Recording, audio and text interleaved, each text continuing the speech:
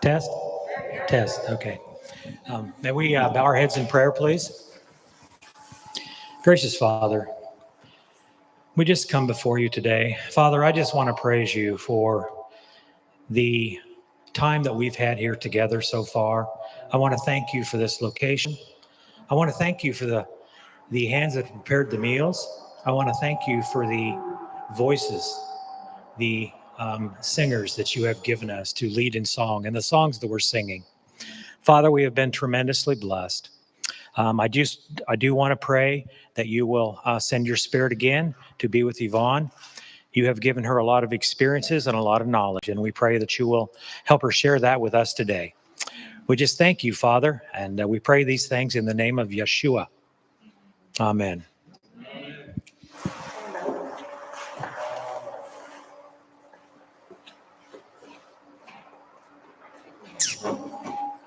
Good afternoon.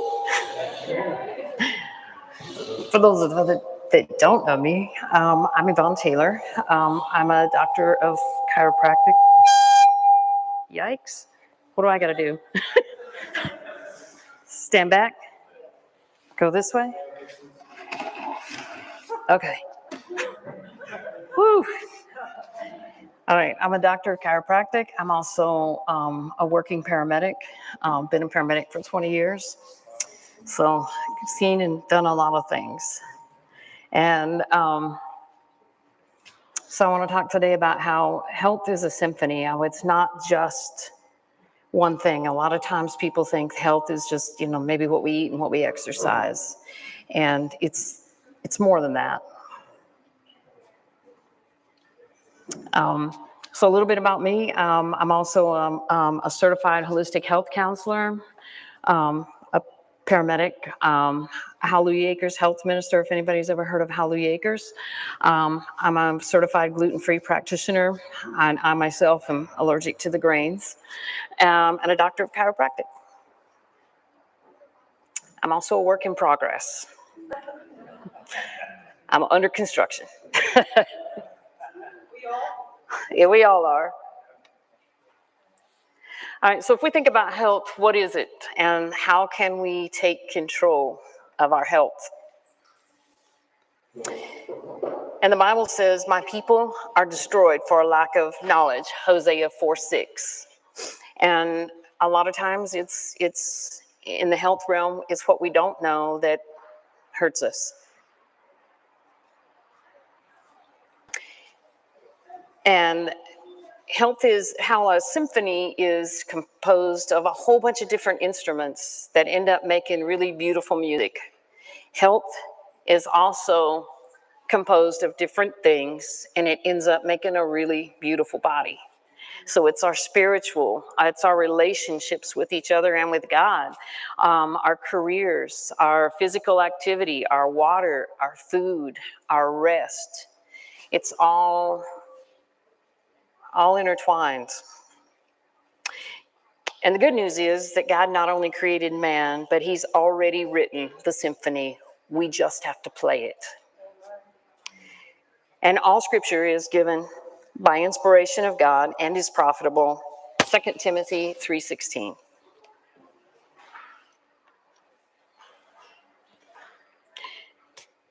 Know ye not that you are the temple of God, and that the Spirit of God dwelleth in you? If any man defile the temple of God, him shall God destroy, for the temple of God is holy, which temple ye are. 1 Corinthians 3:16 and 17. That reminds us that, we're his. And to take care of ourselves and what we put into our body and who we hang out with and everything, it's going to affect us. And that is also going to affect our health. What? Know ye not that your body is the temple of God, of the Holy Ghost, which is in you, which ye have of God, and ye are not your own, for ye are bought with a price. Therefore glorify God in your body and in your spirit, which are God's. 1 Corinthians 6:19 through 20. So the Bible kind of preaches, the health along with everything else. We just have to listen to it. So we start with faith.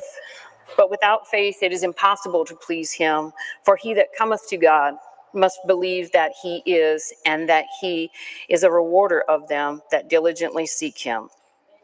And if you have faith of as a grain of a mustard seed, you will say to your mountain, move, and it will move, and nothing will be impossible for you. Matthew 17-20. And how is your spiritual faith? And that is something that, we need to work on, every single day, every minute of every day. Our relationships, our number one relationship should be with God. You shall love the Lord your God with all your heart, with all your soul, and with all your mind. Matthew 22:35-38. The relationships was given to us in the Ten Commandments. The first four talk about our relationship with God, and the other ones talk about our relationship with others. And this is important, the relationship part. It's important for our health. It was important enough for God to put it in the Ten Commandments. And there's your Ten Commandments in a kind of a Reader's Digest form.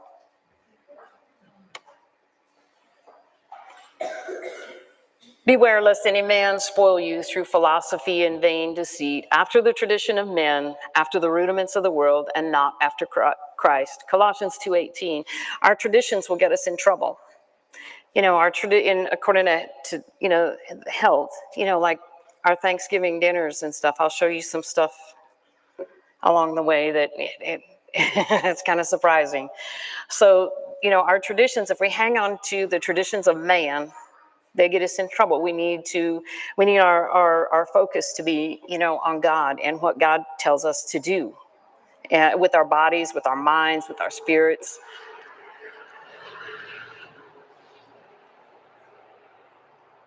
Exercise. Do we need it? We're made of muscles, and if you don't exercise those muscles, then, they kind of go limp on you. And the Lord God took man and put him in the Garden of Eden to dress it and keep it. Genesis 2:15. See, so we were made to work. We were made to labor, not to sit. 6 days shalt thou labor and do thy work. Exodus 29. So the Bible tells us that we were made for work. We need to stay active. Without exercise, the body doesn't work properly. I will praise thee, for I am fearfully and wonderfully made. Marvelous are thy works, and that my soul knoweth right well. Psalm 139:14.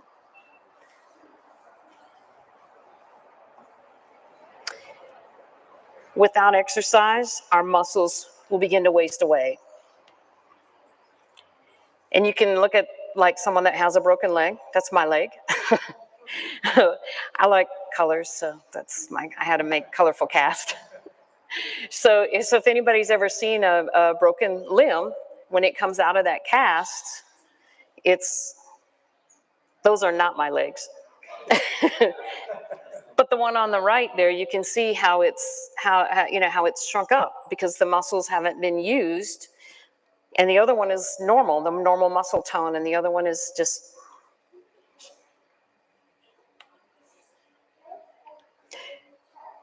And we have a heart. The heart pumps the blood around the body. Okay, and to keep our heart strong, we need to stay active. We know that, right? There's a little known system that we don't really talk about a lot. It's getting a little more attention these days, but it's the lymphatic system. The lymphatic system does not move anything unless we move. If we move, our muscles move that lymphatic fluid, and so that those help cleanse the body. The lymph system is kind of a cleaner of the body. So it has no pump, so it depends on the motion or exercise of the body to move. The lymph cleanses and feeds the body. If the lymph does not move, the toxins build up, accumulate in the body. As the toxins build up, the healthy cells are cut off from receiving nutrients and unable to rid themselves of their toxic load. Tonsils and appendix become inflamed and swollen when the lymph is burdened. And if you've ever seen anybody that's bedbound, a lot of them fill up with fluid because they're not moving. And there's things that you can do to move the lymph. So like if you are bedbound, dry brushing. I don't know if any of you've ever heard of dry brushing, but you always brush toward the heart, and that helps move the lymph. It helps even if you are able to move. It helps with the skin, and it also helps move the lymph. When my dad was alive, he had swollen feet because he was in heart failure and stuff. And I said, let's try this dry brushing. And within 10 minutes, his legs were down just from the dry brushing.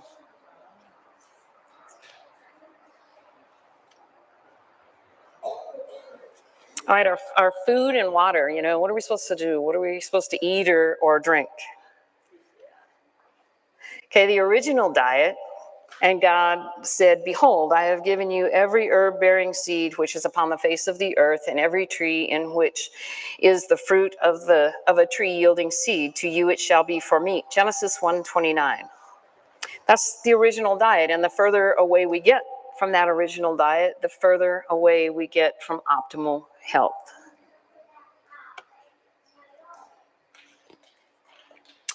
Milk. Does it strike a sour note? I think most of us here probably don't drink milk, but maybe some do. But your milk that you buy in the store, it's heated to 160 degrees, then homogenized, and then coal-derived vitamins are added in an attempt to restore some of the vitamins lost during processing. The pasteurization process renders the calcium in the milk unusable by the body, so it becomes artery clogging. Now, it's not helpful. The heat changes the organic calcium to an inorganic form that is unusable by the body. It now takes calcium from the bones for our body to process the milk. Dairy products create an acidic state in the body. The calcium in our bones is taken and used by the body to create alkalinity. Dairy products also cause excess mucus in the body. My dad had COPD. And milk products were a favorite of his, and they clogged him up every time. And when he died, that's all he was eating was dairy products. I thought he had pneumonia, and they did an x-ray because they thought maybe he did too. The mucus was so thick, he couldn't even breathe. And osteoporosis, right? So if you have an acidic state in your body, your body will do anything to keep the body alkaline. There's the body alkalinity, and then there's the blood alkalinity. And being a paramedic, I've been in the back of a truck, and I've seen somebody in an acidic state. They can't breathe. They're crawling the walls. And I mean, it's a horrible sight, and most of those people die.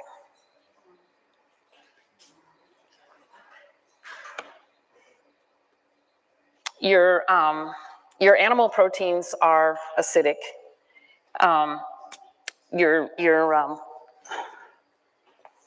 you eat animal protein, you get excess nitrogen, which is uric acid, sulfuric acid, that's in your bloodstream, right? Okay, then you get calcium is leached from the bones to buffer your acidic state. And then here's your calcium that's lost from the bones. It also deposits in your kidneys, kidney stones. How many people you know got kidney stones? And then you have calcium in the urine. That's kind of the way it works. So if you want to keep your body in an alkaline state. This here is the different countries in the world. The calcium intake, which is milk intake. And the more milk that's intake, your hip fractures are higher. And that's just from a study. That's from, I didn't put the study on there, but that's a well-known study. And a lot of times, when people fall and break their hips, they're surmising that the hip actually broke, and that's what caused the fall, not the fall that broke the hip. And here's your bones. This is normally what our bones should look like. And this is the osteoporotic bone. It's so porous and brittle.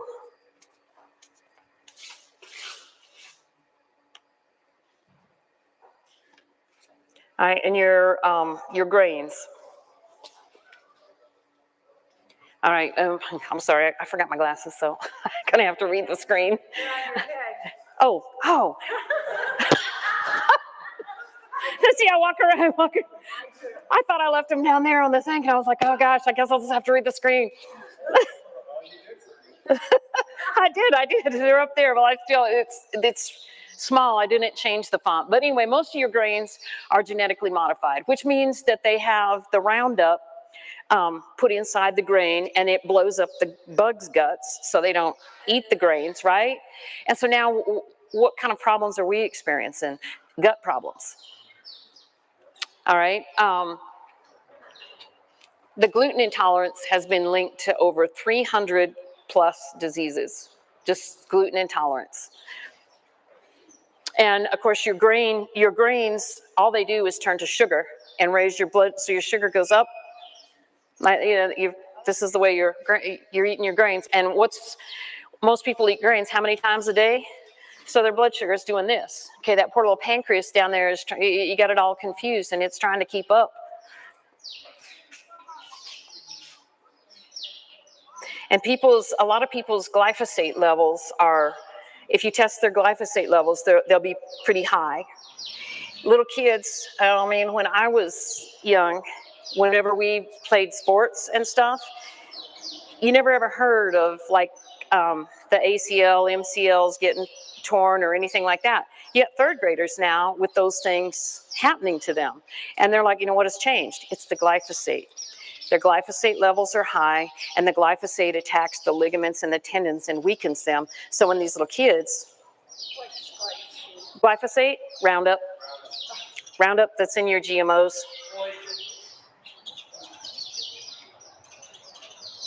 All right, so you hear a lot of people talking about gluten. I got a gluten intolerance or whatever.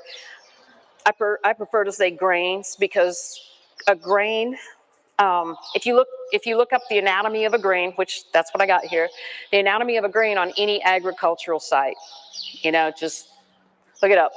So you got your endosperm.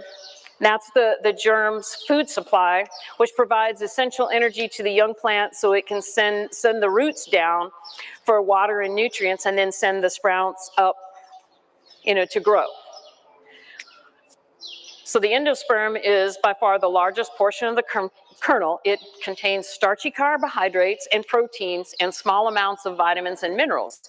All right, so it's real starchy and stuff, right? That's just stuff that makes your breads and stuff all nice and squishy, the kind that we like, right? And I guess the world at large defines gluten, gluten or the grains that that's allergic to wheat, barley, rye. The reason that they do that is because it was in World War I or II, the grains became scarce. Well, they had these babies that were in the hospital. They called them the banana babies. These babies were failure to thrive. When the grains became scarce, they took the grains and they gave them to the armed services and took them away from the general population. Well, these babies had to be fed something else, so they were fed bananas. The babies started to thrive. And then when the grains came back, they started feeding these babies the grains again, and they went to failure to thrive. So this is why we use the wheat, barley, rye, and they say that that's it. That's the only gluten out there. It's not. Your wheat, the gluten in the wheat is gliadin. And when they're talking about the advertising people and everything, most of what they're talking about is the gliadin. And like when they tell you that the oats is, like Cheerios spent millions of dollars on a facility to be gluten-free. Oh, I looked that up. It's really gliadin-free. It's not gluten-free. God didn't make a non-gluten oat. Avenin, anybody heard of Aveeno soap? Avenin, that's the gluten in the oat. So, and here's all your corn. It's got gluten in it. Your rice, it's got gluten in it. And plus the rice grown here in the United States is grown in the old cotton fields. The cotton fields were treated with heavy metals to prevent the boll weevils from eating on the cotton. So the heavy metals are in the ground, so then when they plant the rice sucks it up, and that's what you're eating. And those heavy metals, some of them will blow out your thyroid. And what are we having? We have thyroid. We have a pandemic of thyroid problems. And sorghum, these, so anything that is a grain, that is classified a grain, has gluten. It has less. It's at 5%. But the wheat now that they've GMO'd it and hybrided it and everything else, it's at 69%. So if you find out that, if they tell you that you got a gluten allergy, but you could eat rice, you say, oh, I can handle the rice. Well, you can for a while. But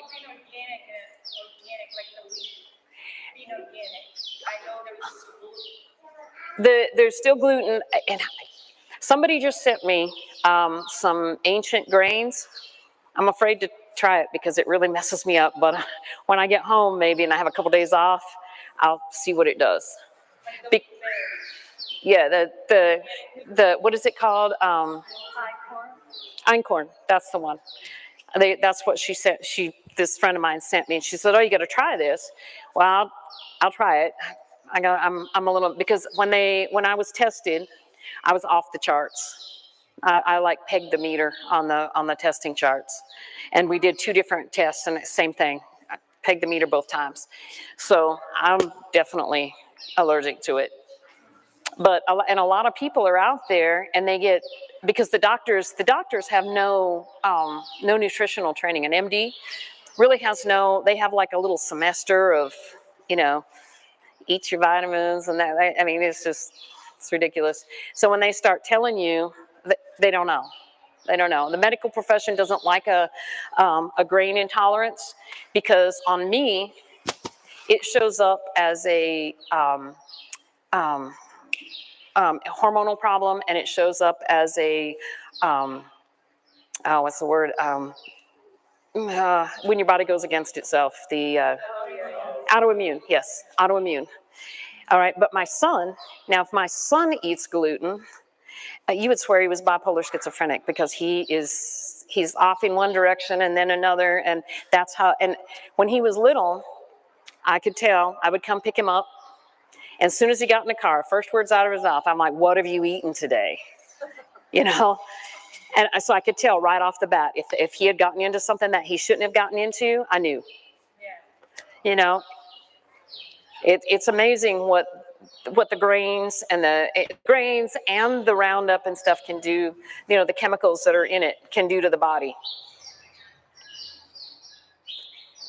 Before I move on, the guy that I'm certified under, he has a grain problem as well, and he has done some really amazing work. There was one of his very first patients was, I think it was a little girl, and she had rheumatoid arthritis, the children's version of rheumatoid arthritis. Well, she was really bad sick, and the Make-A-Wish Foundation had given her last wish. Well, somebody got a hold of him and said, "Hey, why don't you try this last doctor?" And so they took her. His name is Dr. Osborne, not Dr. Oz, Dr. Osborne, Peter Osborne. Anyway, they took the girl there. She's still alive today, and she doesn't have rheumatoid arthritis. They say that it can't be cured. If you've got rheumatoid arthritis as an adult, it's usually a grain problem. So sugar bad for you? It rots and rusts the body in any amount. So sugar every day produces a continuously over acid condition, okay? It's acidic. Okay, so if you're eating all these different things that cause acid during the day, your body's riding right on the acidic state, right? Okay, well, you're kind of, you're on the raggedy edge right there. All right, if any of you or you know anybody that's on prescription meds turn your body acidic. All right, and so if you are really acidic, okay, and then because I'm a paramedic, all right, we go and we'll work a cardiac arrest. All right, well, as soon as you go into cardiac arrest, the body goes acidic. And what do we give for that? Our medicines won't work in an acidic state. So we have to give bicarb. During a cardiac arrest, we give bicarb, and then all of a sudden, the medications will work. So think of all these acidic things that either you or somebody you know eats. So you're walking around kind of in an acidic state, right on the edge. So, and it takes minerals from your body, and they go deep into the body and grab those minerals to protect the blood. So much calcium is taken from the bones. Okay, we're right back to that milk thing, right? Because the milk causes over acidic, right? So it's taken from the bones and the teeth, all right? So, people's teeth just kind of fall apart, right? Sometimes their body's over acidic, and the body is trying so hard to stay, on the straight and narrow that it just. Did you have a question? No. Oh, I thought you raised your hand. Okay. Anyway, excess sugar eventually affects every organ in the body. All right, so you have diabetes. So diabetes will damage the small vessels. It just, like the picture shows, it just kind of chips away at it. I can tell when I go to give an IV if somebody's got diabetes or is on blood thinners. I'll try to start an IV and the thing just explodes. It's really hard to start an IV on somebody that is either on blood thinners or they're diabetic. All right, high blood insulin promotes inflammation and large blood vessel disease like coronary heart disease, carotid heart disease, that cause strokes, as well as putting you at risk for developing cancer. When I was in chiropractic school, for a year, we dissected bodies. And the main artery, for some reason I can't think of these names, but anyway, the main artery that goes down, and these people, you could squish that artery, and the aorta, there we go, and you could feel the rocks in it, and it was just clogged, and you could just feel it. And that the aorta, it's really thick. It's very, very thick, so it takes a lot of, and how some people have the aneurysm, and it kind of blows out like a balloon kind of and gets real thin, and then when it explodes, it usually doesn't have a good outcome.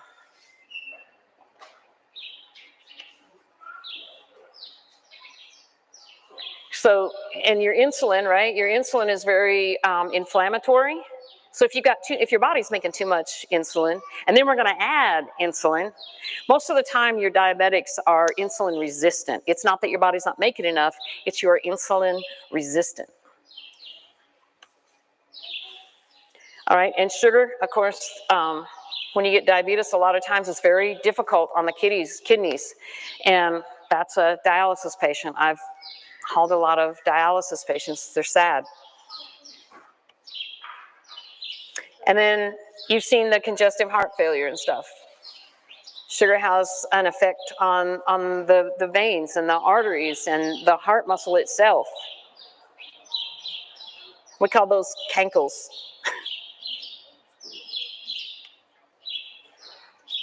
And then the diabetic neuropathy.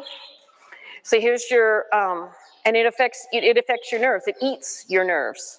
It eats the myelin sheath off of your nerves, which gives you the diabetic neuropathy. When you step down, you get the pins and needles. That.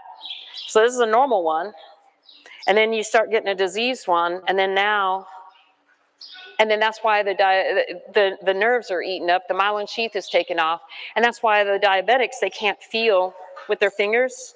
They can't feel their feet, or it takes them to get up and start moving, and they'll walk a good long ways before they can even feel their feet. And that's what's happening. Sugar.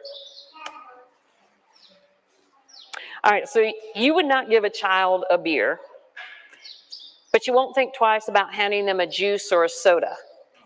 The fructose in the drink acts like alcohol in the body. Sugar is the alcohol of the body. And what do we give little kids? Oh, here, have some juice. And of course, the juice that comes out of the supermarkets, it's been overly processed, heat processed. There's no vitamin minerals in it. It's basically a glass of sugar. That's it. Yeah, but I dilute it. Still a glass of sugar. All right, sugar versus alcohol. Sugar's metabolized in the liver. Alcohol's metabolized in the liver. In excess lead to the liver fat accumulation. In excess leads to, fatty liver. Cause metabolic syndrome, causes metabolic syndrome. There's no difference between alcohol and sugar. Body treats it the same. That impacts the pleasure center of the brain and makes you want to consume more. So does alcohol. Same thing.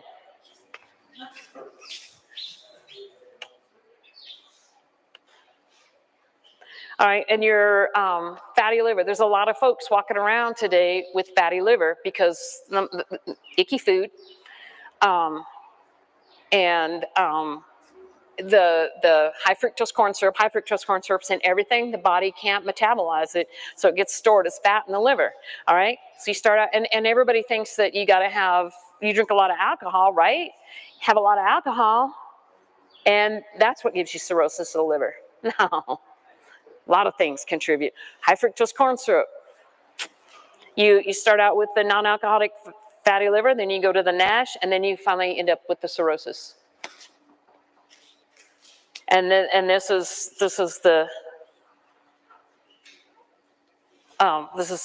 like you're in your blood tests and stuff.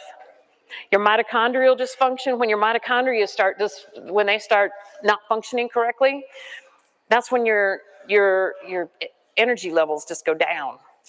Because inside your mitochondria, they've got these little, it looks like fans, I guess. Okay, and the garbage from what we eat and drink comes in there and it'll clog those fans. And when it clogs those fans, the mitochondria don't function and they shut down. So if you have thousands and thousands of those things shut down, guess what you're doing? You're walking around like this. You're tired all the time. You get those mitochondria to functioning back. Unless you're completely dead. If something's dead, you can't resurrect the dead. We're not Jesus. But you can fix something that's broken and diseased. It takes a lot of work. So it's better just to do it right the first time. All right, sugar feeds cancer. Anybody know that? Medical profession knows it too. A PET scan, anybody heard of those? Positron emission tomography. It helps physicians successfully pinpoint the source of the cancer, right? So they tell you to fast, and then what they're injecting in you is radiated sugar. Okay, so you're fasting, all right? The cancer cells are highly metabolic, so they're going to suck up that sugar because you've been fasting. And then the areas of high glucose uptake, they're displayed on the imagery. A PET scan can reveal the stage of cancer, higher metabolism cells, more severe or advanced the cancer, the extent of the disease, and it can predict its possible spread. That's what they use, right? But the medical profession knows that sugar feeds cancer. You ever been around somebody that's had a cancer surgery after it? You want a popsicle? Want a soda? That's what they do. I was there. My mom had cancer. That's stage 3 lung cancer, what it looks like on a PET scan. And it glows. And you got some areas down here too. But that's how they find it. But your doctor knows nutrition, right? All right, here's your Coca-Cola. All right, your 12-ounce can, that's 39 grams of sugar. All right, your 20-ounce, that's 65. And a liter, 180 108 grams of sugar. That's a lot. And how many people do you know that probably drink close to a liter a day? A day. You know, and then that's not counting all the other sugar things they eat because, you know, they're eating stuff that turns to sugar. So it just adds to the grams of sugar that they intake. There you go. There's your Starbucks. 47 grams of sugar. All right, you ready for this next one? I told you it was common. Our traditions will get us in trouble, right? That's your typical Thanksgiving meal, right? Look at that. 105 grams of sugar. 105 grams of sugar. That's a lot. And everybody thinks that, you know, oh, we're eating Thanksgiving, you know, it was a healthy meal, right? Not so much. Most of that turns to sugar. It's 105 grams. You would have to eat about 3 pounds of carrots to get the amount of sugar that's in that 20-ounce Coke. Okay, nobody's going to sit there and eat 3 pounds of carrots, but even if you did, that sugar in those carrots is not going to act the same because you've got the fiber and you know, because God made it perfect. All right, so it's going to handle, your body's going to handle that sugar, you know, with the fiber and everything else. That Coke does not have any fiber or anything good for your body. It's got nothing. All right, I work on an ambulance. All right, you remember how many grams of sugar I told you it was in just the smallest Coke, right? It was something like 39, right? Okay, when we go out to a diabetic, the diabetic's in a coma, which means the sugar's low. You know, normal blood sugar should be anywhere from 60 to 100. And then within 2 hours after you eat, once you eat, it can go to 140. And then within 2 hours after you eat, should be back down to a normal level. That's how the body functions normal. Okay, well, because most everybody's sugar is higher than that, now they're telling you, oh, your sugar can be 120. No, it can't. So whenever I go out to but they change things, you know, according to what the population is doing, right? Doesn't mean it's good for you, and it doesn't mean that those standards are correct. It just means that's what they're telling you. All right? I got to inject sugar into people. This is the stuff that I use whenever I go out and I got a diabetic, okay? That right there is 25 grams of sugar. That wakes them up. That brings them from a sugar level of maybe 25, 20, and it'll put them over 200 with 25 grams of sugar. Okay, and people are drinking how many sodas a day? At how many grams of sugar? There's more grams of sugar in a soda than what I inject into somebody to wake them up.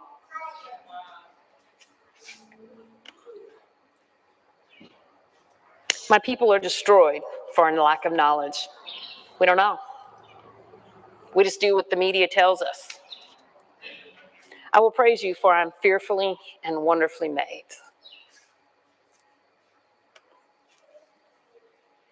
Hormones cause a lot of problems.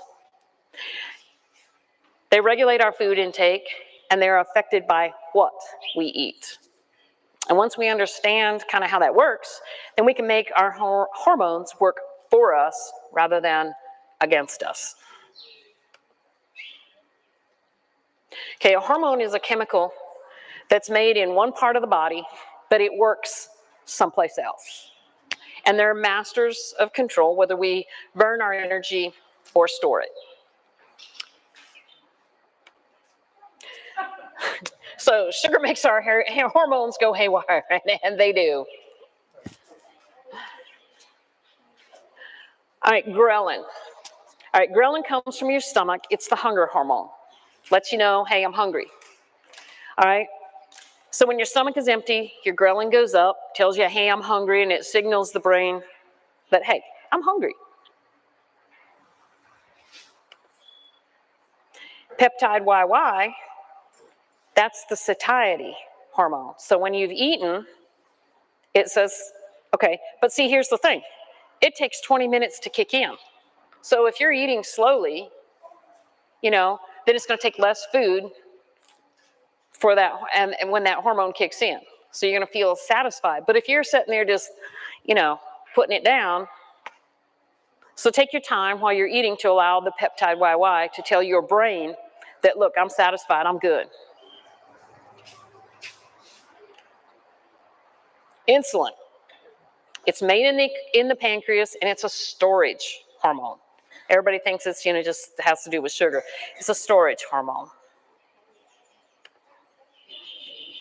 And it sends nutrients from whatever you've eaten to where they need to go in the body. For example, amino acids from proteins will go to the muscles. Fat will go to the fat cells. Carbohydrates will either be utilized immediately or the excess will get deposited in the fat cells. So insulin it's a traffic director.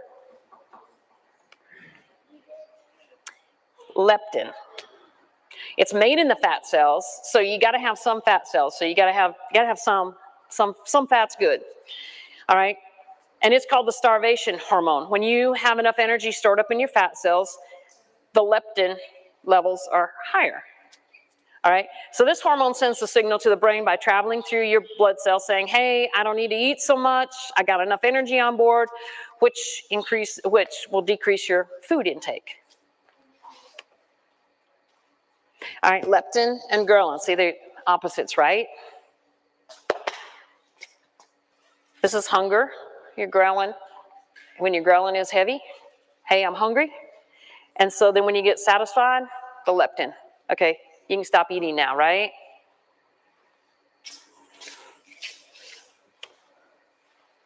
Okay, can we fool our hormones?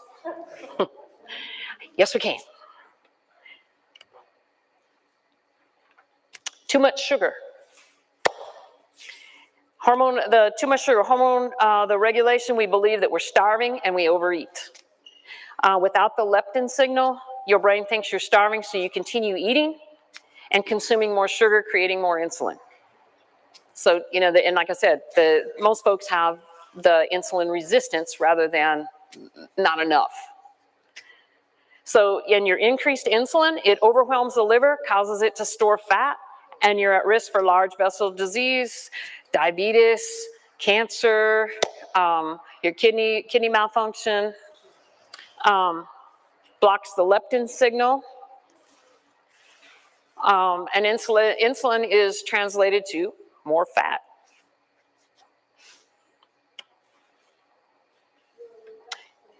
This is what we can do. It is in our favor, right? So 1 glass of water before every meal decreases the amount of that you will eat. At least 8 ounces suppresses the ghrelin. So you're not that hungry. All right, modified fasting, which decreases ghrelin secretion and increases the leptin. So you think that you're not so hungry. Through fasting and chewing your food slowly, you can suppress ghrelin and the hunger, and suppress the ghrelin and the hunger at its origin. The more you restrict your calories, the lower baseline for ghrelin. Ghrelin levels tend to decrease naturally after you fast for a few days. That means that if you're fasting for 48 hours or more, your hunger is going to diminish. When you're gaining weight, fast for a couple of days, and you'll become less hungry, and you feel more in control. Water. The Bible often uses water as a symbolizing of faith, salvation, and provision. Water is essential to our physical living, just as Jesus is essential to our spiritual living. The average adult body is 50 to 65% water. So you can check your weight. This is kind of just get you in the ballpark. Check your weight in kilograms, divide by 30. Add more water for physical activity. Remember that some of your food has water in it too, like watermelon and those kinds of things. They have water in it too. So 150 pounds is approximately 68 kilograms. 68 divided by 30, 2.26 liters of water every day. If you exercise, you'll probably lose a lot of water through sweat. So you can add 0.35 liters to the figure for every half hour that you exercise. So if you exercise every day for an hour, 0.7 liters or 700 mLs to your daily requirement of water. And the best water, the there's a company that I do business with, and they did a study on water, and they did the Berkey. The Berkey is a it's a popular filter and stuff, but even the Berkey doesn't take it all. It doesn't take it all out. So your best is the distilled. I have a distiller at home. There's an American company, and everything in it it's not plastic. It's all stainless steel, and mine makes 7.5 gallons a day. I have it in my kitchen. It's hooked up to my refrigerator, so all my ice and any water that comes out of the refrigerator, it's all distilled. And then, of course, it has a little thing on it if you want to get it directly out of the tank, and fill up like a cooking pot or something like that. That's the guy. Huh? What? Yeah. Yeah. What question? What? I was just wondering about distilled water, but I probably But anyways, no. I was just wondering about distilled water. I had a friend who kind of went crazy for distilled water, right? The minerals, right? Yeah. If you're eating a healthy diet, okay, if you're eating a healthy diet and you're getting your minerals and stuff in, so like a lot of greens, I'm telling you, greens is the spotlight in the original diet, and your greens, the reason that they taste so crappy is because they're full of the minerals and the electrolytes and the things that we need. So at every meal, we should be eating our greens, because that's what's going to give us the minerals. So and if you're doing that, then you shouldn't have a problem with your minerals. And if you think that you might, they have some mineral drops that you can add to your water to make, for sure. Just take Celtic salt. Yeah, the Celtic salt will work too.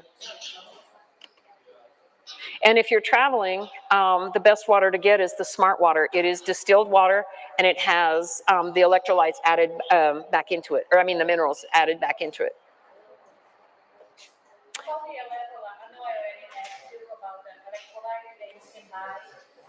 It's the best way is, of course, your food sources, the natural way. But if you're lacking in some of those, if you're traveling or whatever, then you can do some of those. It doesn't hurt. I carry it in my pocket. I got one of those too. For the Celtic salt.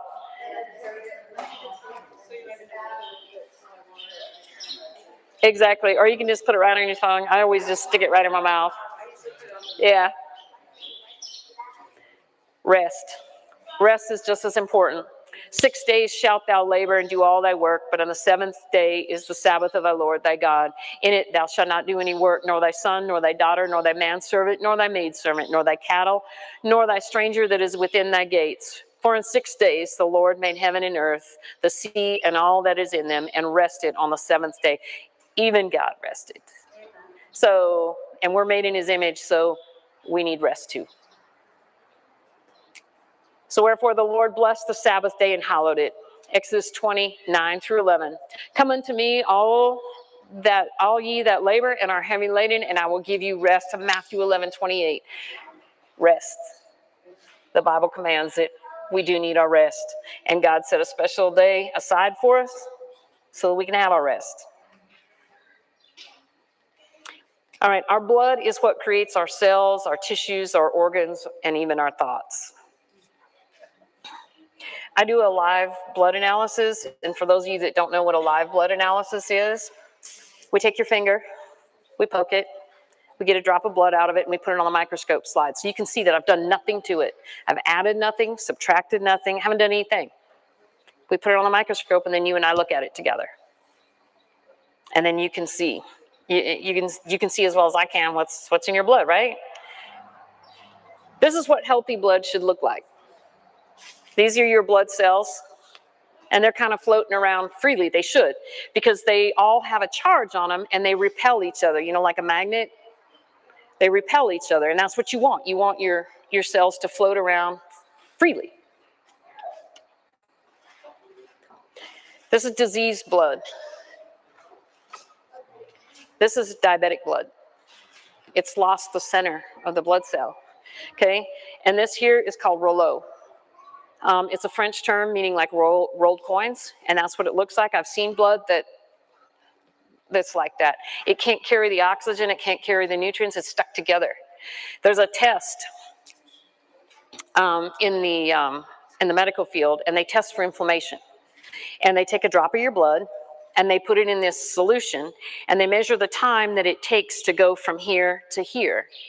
And the faster that is, the higher your inflammation. Well, the reason that it drops faster, right? Because it looks like that. So it's heavier, so it's going to drop. Well, I can see the same thing underneath the microscope. It's tell you that you're inflamed.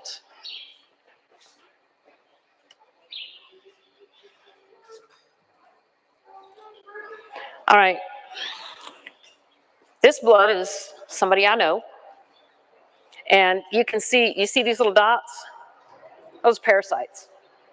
All right, and you can see how the blood is kind of stuck together. So what we did with this person, and he was a little resistant, but since he didn't own the kitchen while I was there, and I bought the food, he had to eat what I made. So what we did was we put him on a vegan, gluten-free, sugar-free diet for 2 weeks. Okay, and this is the beginning. This is where we started. And in 2 weeks, that's what his blood looked like. 2 weeks on a vegan diet. Okay, he also got chiropractic care, and he also got some vitamin C infusions, which helped. But still, this is mostly diet. So we still have some of the background gunk, but look how much freer the blood is flowing. It matters. He still has some parasites, yeah. But Where's that black spot? Big black. oh, that's this one. That's just that was on the like on the slide or something. It was just it's a spider. Now this blood, that was my dad. When I got there, when I came, my dad was gray. He couldn't even help us unload the pickup because he couldn't even breathe. 10 breathing treatments a day, at least. He had COPD. And my dad was like 6 foot, 6'1", something like that. And he had been thin all of his life. And he had kind of a little pooch going, which he hated. At the end of the first week that I was there, his little pooch was gone. Gone. And he was eating. He wasn't starving. He was eating. And I mean, we had all kinds of really good stuff. But I wish I would have gotten a picture before, but I mean, I couldn't take a picture before because I was having a hard time holding it together because he was gray as his shirt when I first got there. He bent over, and this is him 2 weeks. 2 weeks. And you know what? After I left, he went back. And he called me and he goes, you know what they said on this video? I was like, Dad, you lived it. What are you talking about? You know? And we showed him the blood test. We showed him everything. So what should we eat? Lots of colors. Lots of colors. Okay, this is a label of a popular product. All right? Trade secrets, natural and artificial flavor. All right? Plant oil, hydrogenated, that's artery clogging. This is sugar and corn, high fructose corn syrup, right? That clogs the liver. All right, polysorbate 60, that's lube. Lube like grease, you know? All right, sorbitan monosteroid, wax, hemorrhoid cream. Anybody know what this product is? Eat it. A lot of people eat it, especially in the South. You can't go to what do you call it? Cool Whip. Cool Whip. So you see. Okay, and you. Okay, so your bread, right? Everybody, I can't do without my bread. I gotta have my bread, right? Look at this label. If you just read that label, would you even know what the product was? You should be able to read a label and it should be able to tell you what that product is. If you were just, if you didn't know that that was bread and you read that label, what's in this? What is this? You wouldn't even know. This label here, this is what a label should look like. Almonds, unsweetened apples, walnuts, raisins, cinnamon. So can you imagine what that might look like? Okay? Dates, almonds, unsweetened cherries. You understand that, right? Because it's real food. Anybody know what those are? A Larabar. Yeah, real food. It's just real food. It's what? Exactly. All right, so now you know that I'm a chiropractor, so I can't get up here without saying something about chiropractic. All right, so this is your normal, right? Your vertebra, and then you got the disc in between. That's normal. All right, so when you're subluxated, see, and then the nerves, they come out between here. So when you're subluxated, you know, it's off, so it pinches that nerve, so there's interference.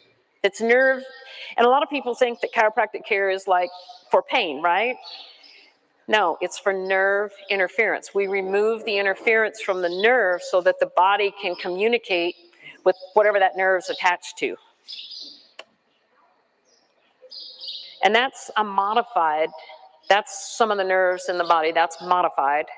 I mean, there's way more nerves than that, but that kind of gives you an idea because each one of these here, there's more nerves coming off of these here. But they just kind of left up, so you kind of get an idea of, there's a lot of nerves. Just the weight of a dime on a nerve causes a 60% decrease in electrical transmission down the course of a nerve. So if I'm sitting there talking to you and you only get 40% of my message, are you getting the message, or are you just gonna like, man, she's out there, or I've done made you mad, right? Okay, so that's what happens to the body. It loses 60% of what the brain's trying to tell it. So if the brain is trying to say, hey, I need you to move the bowels. Yeah, I don't get that message. Move what? You know? So what do you end up with? Constipation. I've adjusted people, and right afterwards they had to go to the bathroom because I turned on the nerves and they went running.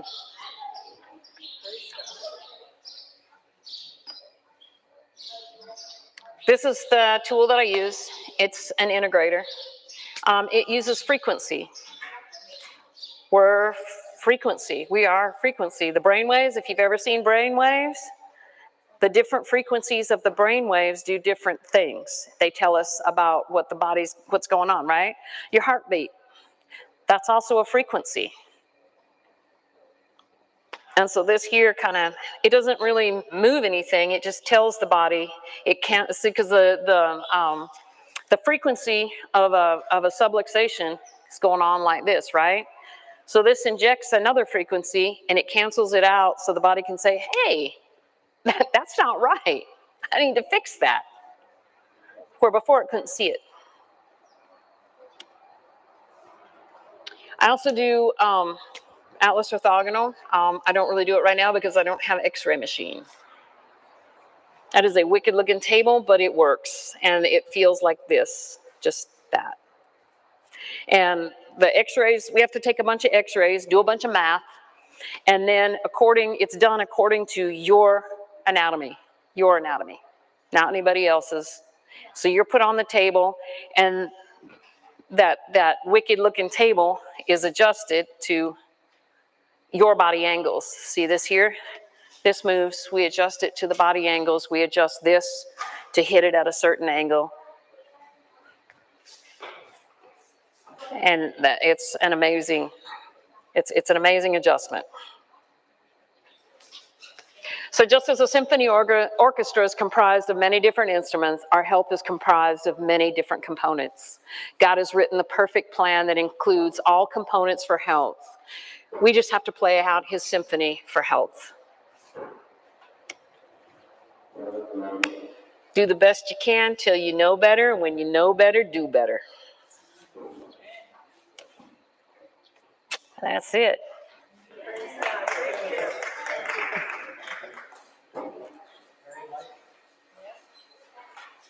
Come back for the next one. We'll teach you how to read a label. Or you take questions or talk Yeah. to you afterwards? I guess you can ask a question. So just out of curiosity, I know you were talking about, for example, okay, like if somebody's constipated, let's say, right? And now, you said that there's a possibility that. Wait a minute. Can start over now. Okay, so the question is this.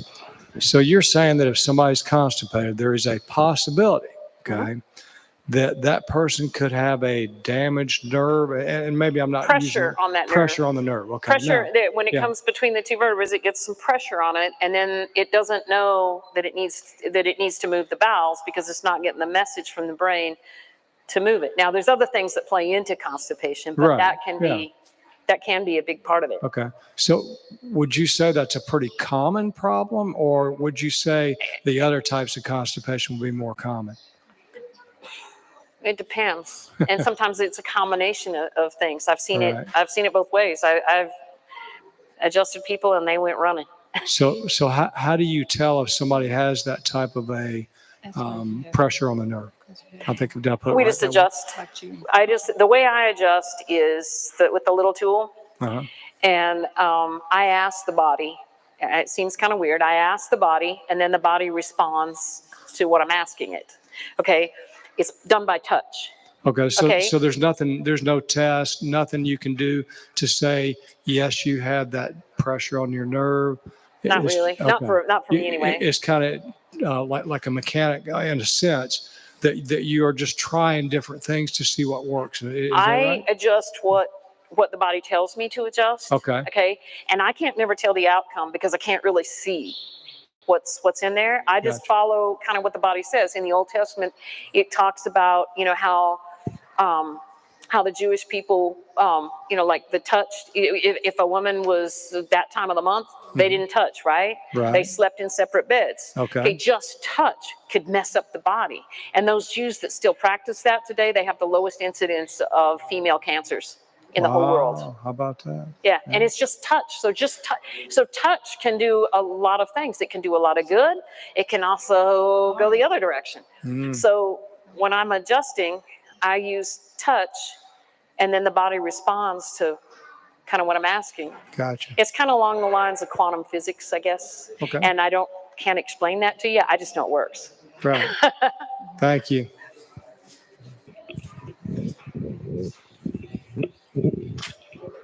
Anybody? And did everybody get any some of that tart Gatorade back there? Stuff's tart, Good. Get some. but it works. It's hibiscus, nettle, coconut water, lemon and lime, and I got a little wild with the lemon and lime, and some Celtic salt. What does it do? The what? What does it do? The electrolytes? Yeah. It's for hydration, and the reason that I made it is just to show you that, like the stuff that we're buying has corn syrup and stuff in it. The Gatorade and stuff. It's got corn syrup, or it's a high sugar content stuff. And the plants have the perfect balance of, your electrolytes and things like that. And so when you put all these things together, it's like, yeah. And there's several different recipes out there. The reason that I picked this one is because I like hibiscus. Oh, So that's why I did it. I do have hibiscus at home. Am I trying to make it? Yeah. It's and I gotta print the recipe. You have the recipe? Oh, that's good. So I have another question. Uh-huh. Did anybody else have one before me? Here, let me let you speak first. Are you sure? Okay, all right. So I actually, I'm sorry, this is like a twofold question. Okay. I have 2 adult children, okay, Uh-huh. both of whom have autism, okay? That have what? Autism. Oh, okay. Okay, all right. Now, for the one, okay, I have tried to get him to change his diet, all right? How old is he? He is now 36 years old. Oh, okay. Yeah, Yeah, you gotta yeah. some work on it. Right. So anyway, my question to you is did I hear you say that autism could be addressed in terms of only diet? Well, it's kind of a diet, your water, your faith, it's the whole 9 yards. But Okay. the company that I do business with, Cellcore, they have studies when we all gather together. Right. They do case studies, and they have actually taken autistic kids that won't make eye contact and are nonverbal, and they become verbal, and they'll make eye contact. They had a case. They brought one just a couple weeks ago. This guy brought one, and I was at a class, and they had a kid that was diagnosed with autism, and his mom had heard about these people, so they bring him. They gave him the Cellcore products, and I don't know how long it took. I don't remember the timeline, but they took him back. The kid no longer he didn't even have any autism. Most of the autism stuff, it's like a lot of times it's heavy metals and stuff. Yeah, that's right. Okay. Now, the second question is, my daughter, unfortunately, at some point in time, a few years back, was then diagnosed, just came out of the blue with bipolar. Okay. And I mean, she is in and out of mental health hospitals. Okay. And Most of your there's a guy he's a doctor, and he wrote a book. Well, he wrote several books, but he cured people with bipolar, schizophrenia, and stuff that the medical profession says is no bueno, right? And he did it with nothing more than amino acids. And he just, with your amino acids are building blocks, right? Okay, most of your folks that are like bipolar, schizophrenic, and stuff like that, That's why. it's a loss of nutrients. It's a loss of nutrients in the body, and so if you can put those nutrients back in, there's a book that it's called End Your Addiction Now. You don't have to have an addiction to use it. I used the book. I had the top 10 depressors, and you'd look at me wrong and I'd just cry. I just couldn't function. All right, and this was kind of the beginning of me getting sick and stuff. All right, and I went to school up in New York, and that's how I found out about Dr. Gant, and I did his amino acid therapy. There's a questionnaire. His book, Dr. Gant. It's called End Your Addiction Now, and it's by Dr. Charles Gant. Thank you. And they have in the front of the book, they have some little questionnaires. And again, it's kind of geared toward addiction or whatever. But so it'll ask you, if you had a drug of choice, my drug of choice would be cocaine. All right, well, we all know what cocaine does, right? It gives you energy and you're ultra focused. You can clean 3 houses. So you know what it does. See, so when I took the test, cocaine was my drug of choice. I've never done cocaine. I just know what it does. So cocaine would be my drug of choice. Okay, and there's some people that marijuana would be their drug of choice. So and all it is, you just answer. It's just a bunch of yes or no questions. It is geared toward. The book is geared toward more addiction, but if you just answer the questions honestly, whether or not you've done the drug or not, we kind of know what they do. And then you take the amino acids, and I'm telling you, I came out of the ditch so fast. Within 2 weeks, I felt like I could function. And then, of course, it was a change of diet. And most of the time, these folks have like gluten tolerance is big. A grain sensitivity is huge in them. And 80% of your serotonin is made in your gut. Okay, and the serotonin is what keeps you kind of level, right? 80% of that's in your gut. And what do most of our foods are? They're GMO, right? The bugs eat the thing, they blow up their guts. So what happens to our guts? Yeah, they get blown up. So. And then you mentioned, is it Cellcore, Cellcore? Cellcore, Cellcore. Okay. So The man that started it, he had Lyme disease, and he knew that he didn't want to go medical way because all they do is give you antibiotics, right? And he was like, no, I can't do that because the antibiotics eventually catch up and that's it. They can do no more. And so he said that he had to do something. And this man is a very compassionate, wonderful man. And his intention is to help people. And the guy that a couple weeks ago that I went to the class, the guy said, he goes, I think this stuff works so well because his intention is that he loves people and he wants to help people, that because, you know, he knows what it was like to be sick. So he's a good guy. He's a good guy, and his stuff works really well. I found out about it because a friend of mine had cancer, and she wasted away and couldn't even get out of bed. And her husband found the cell core, started her on it, and within a week she had gained 20 pounds and was up gardening in the backyard. Amen. So I don't know. So that's kind of what got me. Hallelujah. Thank you, Yvonne.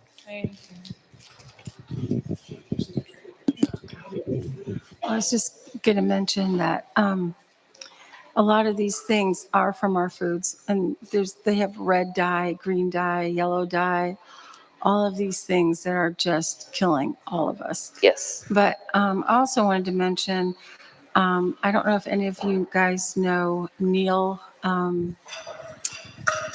Nedley, yeah, and his program and what he teaches about diet, like, yeah, all of it. I'm actually No, I got to look him up. I have not. I actually am an associate director for them. Oh, cool. And they also have, they go through like chia seeds, pumpkin seeds, sunflower seeds, all these things that actually help the brain, the body to, and there's more than just that, but there's a lot.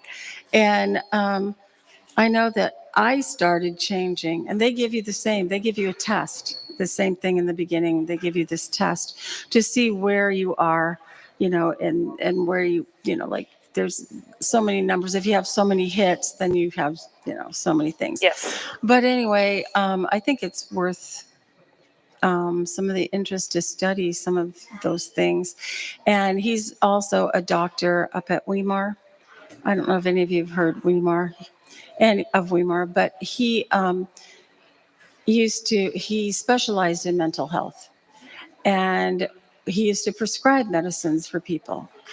And he said that I think the percentage of success rate for medications are maybe 15%. And that's the number one go-to of the whole world, is giving you those drugs. Oh, yeah, So- the psychotropic billions and billions of dollars And is they made don't on that work. stuff. They just don't work. Now, I mean, you know what's in some of those things? Paint thinner. Who in the world took some paint thinner and said, yeah, this cures my bipolar. I feel so much better. yeah. Ooh, No. So know? anyway, yeah, I just thought I'd mention that. The natural products. So the Cellcore line it's all natural. It's all herbs and stuff like that. And they only have one synthesized product, and it's a liver cleaner, but it's TUDCA. And the TUDCA it's a liver cleaner, and normally the TUDCA comes from either bear or bull liver. And, you know, there's just no clean sources of that. So they synthesized it, but that's their only synthesized product. And the rest of it's like all natural stuff. It's a very good product line. I love it. Thank you.